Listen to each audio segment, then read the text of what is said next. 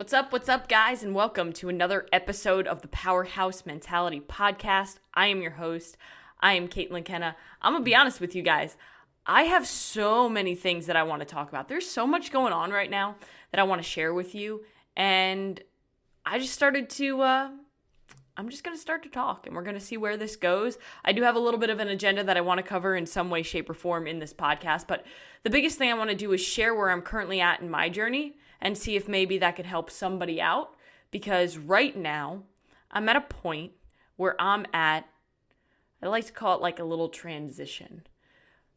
Have you ever had your head down and you're putting in the work, and it's almost as if, you're tunnel visioned, right? And you can't see anything else but the step in front of you and the step in front of you, and you're moving forward and you're running and you're sprinting.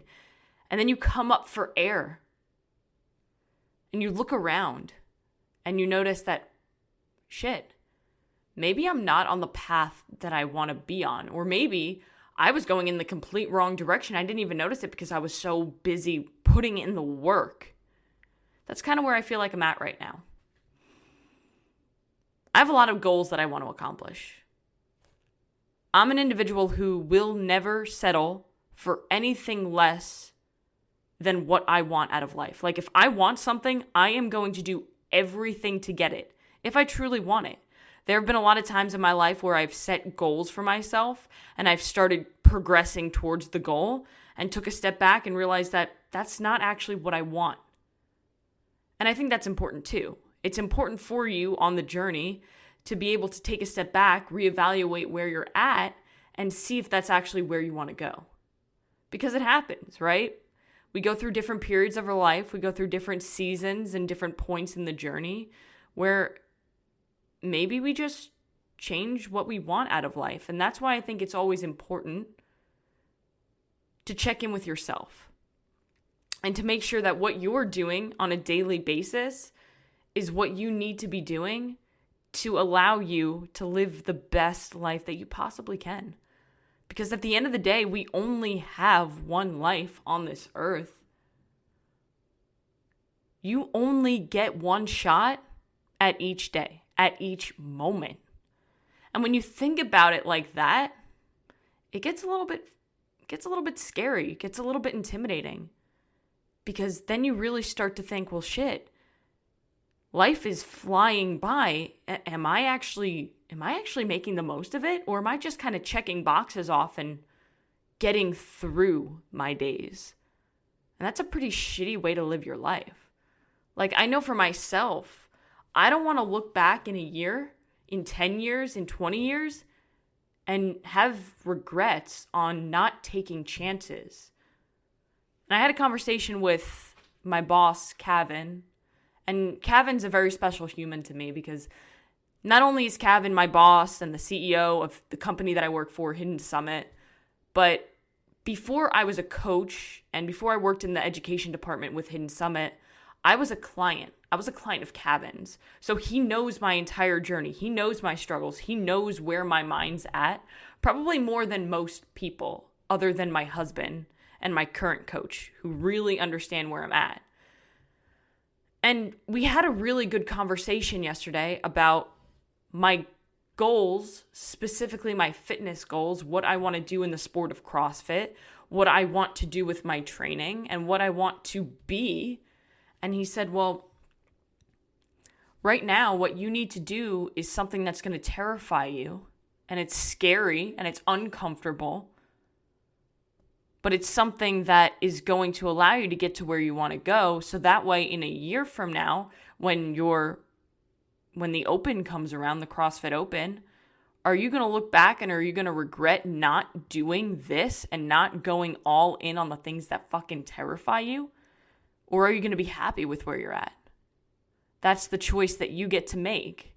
And you get to make that decision through the choices and actions that you do on a daily basis. So the thing that we're talking about here specifically when it comes to my journey, and you can use this in your journey, to whatever scares you, whatever terrifies you. Because for me, it's the reality that if I ever want to be competitive in CrossFit, And if I ever actually want to compete at a high level in the sport that I love so much and that I'm so passionate about, that I put so much of my day into, with training, with nutrition, with recovery, with mindset, if I want to do those things, I can't do them at 120 pounds. I can't do them at 120 pounds. I'm 5'6", I'm 120 pounds. I've always been small ever since my eating disorder. I've always struggled with putting on strength because I'm standing in my own damn way. I eat a lot of food on a daily basis. I'm going to be honest. I track my nutrition. I eat 3,000 calories a day. I eat 180 grams of protein. I eat 400 grams of carbs, and I eat 78 grams of fat within a range, right? I'm eating food. I'm training fucking hard, and I'm doing a lot. I'm one of those people who can't sit down. And I have this thought in the back of my head that always is creeping around with me. And as much as I'd like to admit that I'm recovered 100% from my eating disorder, I'm not. And this is me fully admitting it on my podcast. That as much as I want to say, yes, I am recovered from my eating disorder, I can't say that without lying to myself. And I will never lie to myself, and I'll never lie to anybody else because there's no point in lying. Lying gets you absolutely fucking nowhere. Pretending to be something you're not gets you absolutely fucking nowhere. So I'll never do that. I struggle every single day with these thoughts. Every single day. I struggle. And I know that I'm not alone. And if you're struggling every single day, whether it be with your thoughts or with anything, just know that you're not alone. But understand that you're in control. I might not be able to change my past and change the circumstances and the situations that have led me to have this mindset and have led me to the eating disorder that almost killed me. I can't change those things, but I can always change how I view and respond to things. And while I can't eliminate these thoughts from my mind, I can choose to overcome them. And the same goes for you.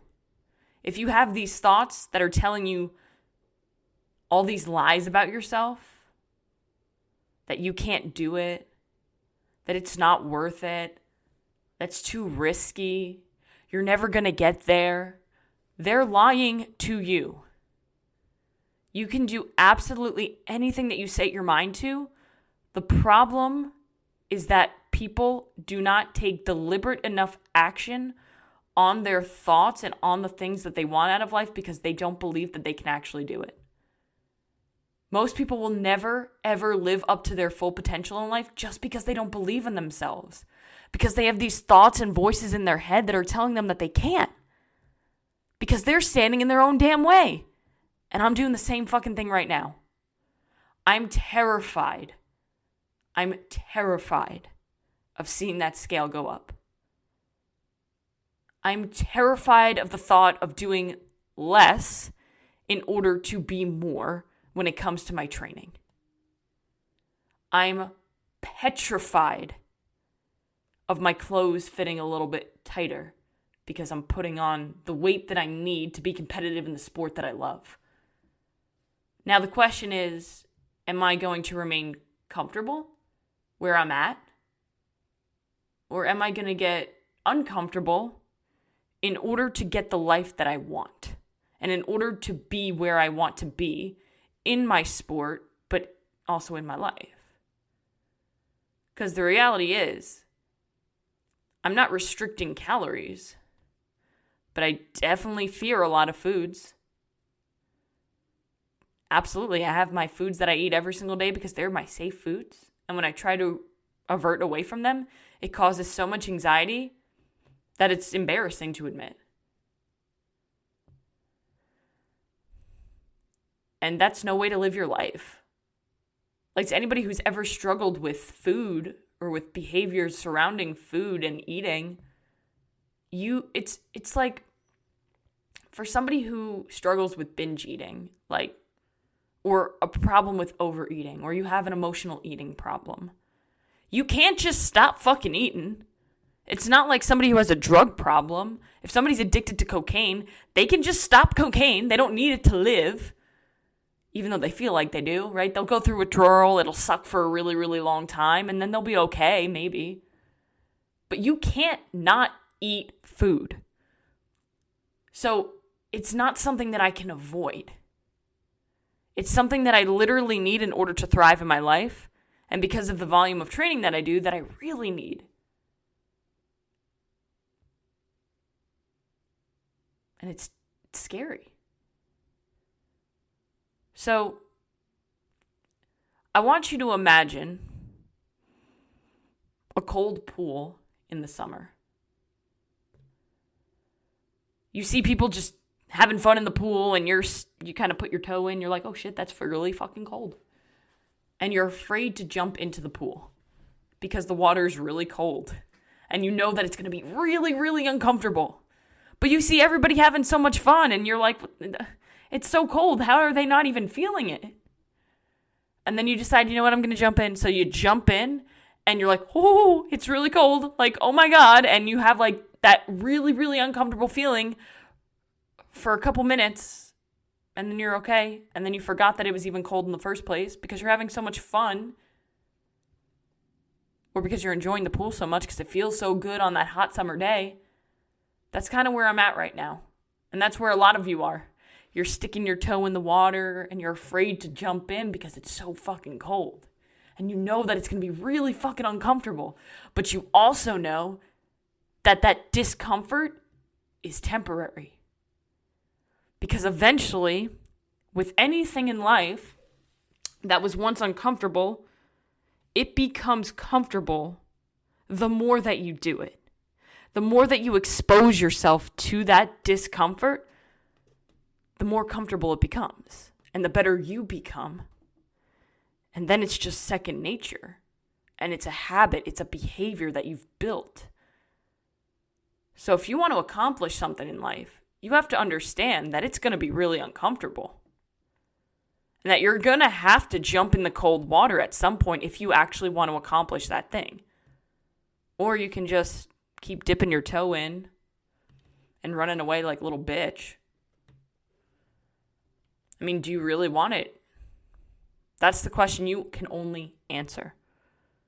A lot of people are really good at saying that they want something, but then when it's time to go, when it's time to jump in the water, when it's time to take action, they get afraid. And usually that fear becomes so real to that person that they don't even think that it's in their head. They think that it's real. But it's not. Fear, and I've said it before, fear is false evidence appearing real. Fear is something that you create in your own head.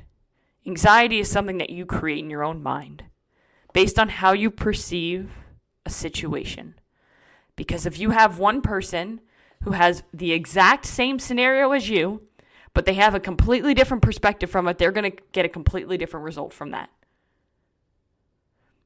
And it's up to you. It's up to us. It's up to you. What do you want out of life? Ask yourself honestly, what do you want out of your life? What don't you want out of your life? Identify the habits and the behaviors and the actions that you need to take on a daily basis that are going to get you closer to what you want and further away from what you don't want. And then ask yourself honestly, what are you willing and what are you not willing to do to get there? This is your life.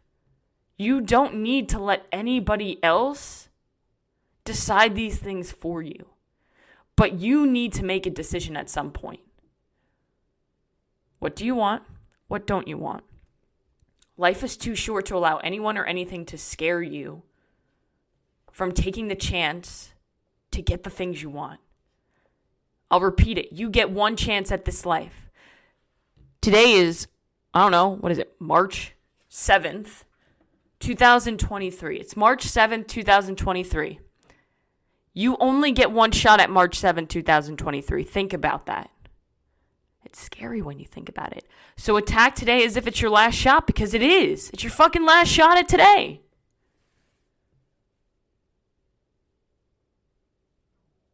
So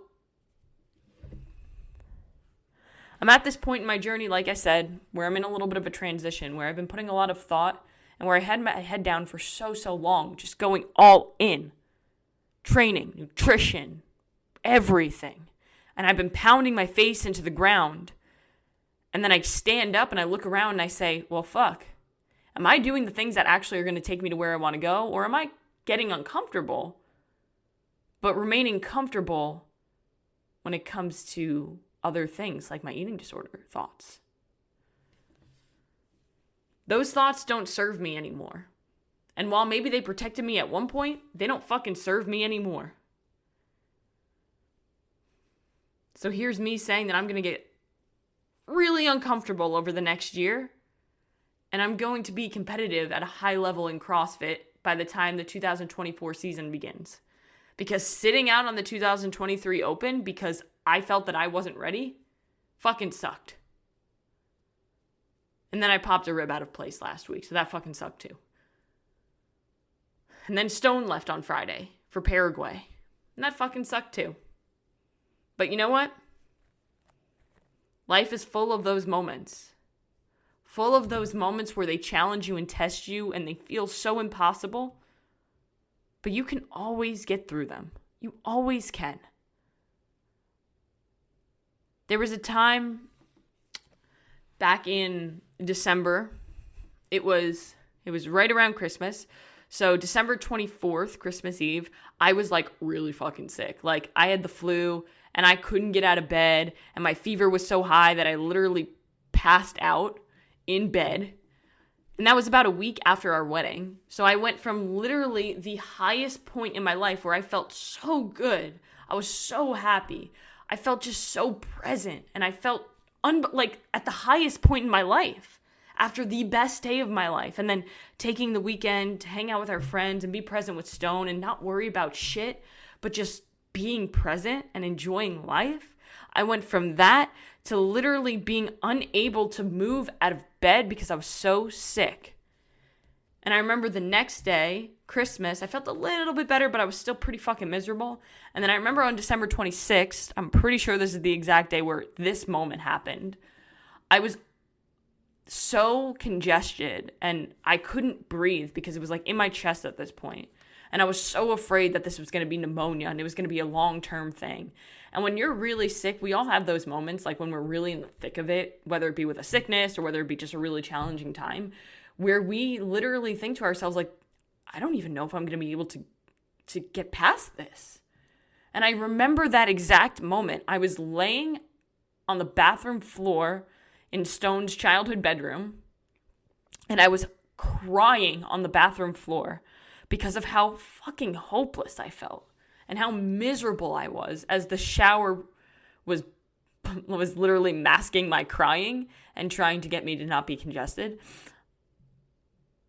And I remember thinking in that moment, like, it's wild how in life you can go from the highest moments to the lowest moments so freaking quick.